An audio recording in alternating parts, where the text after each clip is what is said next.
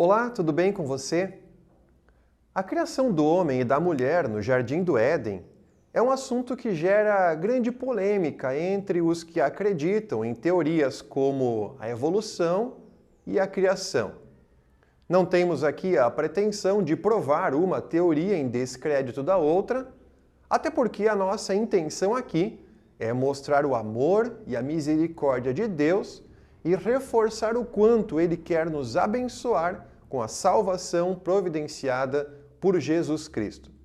Nesse caso, vamos abordar a versão bíblica desse relato, que se encontra em Gênesis no capítulo 2, os versos 18 em diante, que são base para a nossa mensagem, e não fazer nenhum tipo de comparação. Cremos e ensinamos que a Bíblia não é um livro de biologia e nem de química, mas da revelação da vontade de Deus, que é sobre isso que iremos falar. Então Deus fez com que Adão se visse no paraíso sem uma que lhe fosse parceira.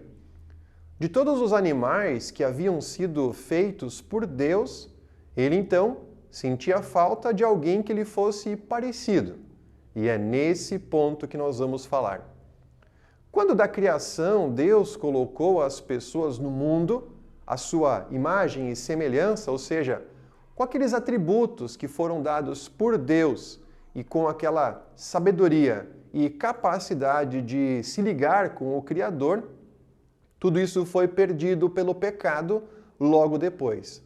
Mas ainda sob a dádiva da graça divina, Deus viu que o homem estava sozinho e queria para si alguém que lhe fizesse companhia, que lhe fosse ajudadora, lhe desse o apoio necessário e auxiliasse na condução da administração do Jardim do Éden. Era essa a intenção de Deus quando colocou então homem e mulher lado a lado lá no Jardim do Éden.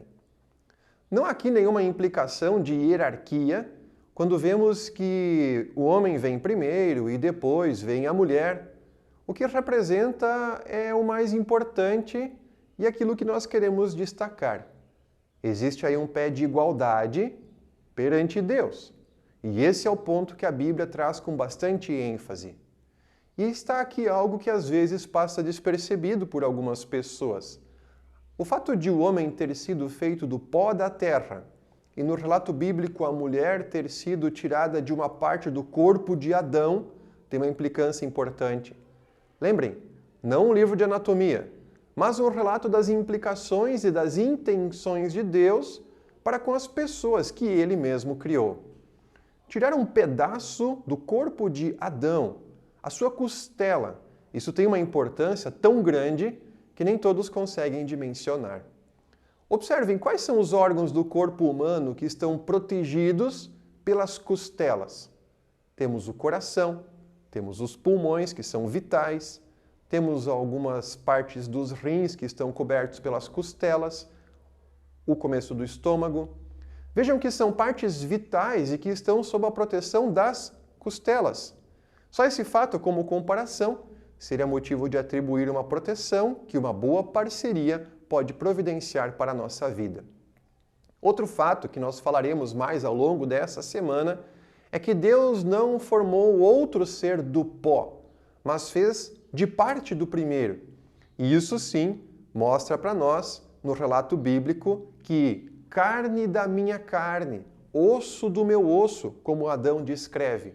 Eles são iguais, em nada diferentes, da mesma essência, da mesma natureza, são idênticos. Um é pedaço do outro, sendo que aumenta ainda mais a importância do cuidado mútuo, como se preservando a própria vida. E por último, aquele senso de parceria, como auxiliadora, ajudadora, aquela que de fato faria com que as tarefas das quais eles eram responsáveis seriam cumpridas a contento. Deus precisava, por assim dizer, ter um casal, os dois, da mesma espécie, que eram também ali obra-prima da criação de Deus para realizar a tarefa de administrar as coisas do paraíso. Aqui já temos um bom roteiro para a nossa semana. Nos acompanhe nas meditações e veja como Deus providenciou um plano ideal para a composição da família, a célula principal de nossa sociedade. Fiquem bem e nos vemos na próxima!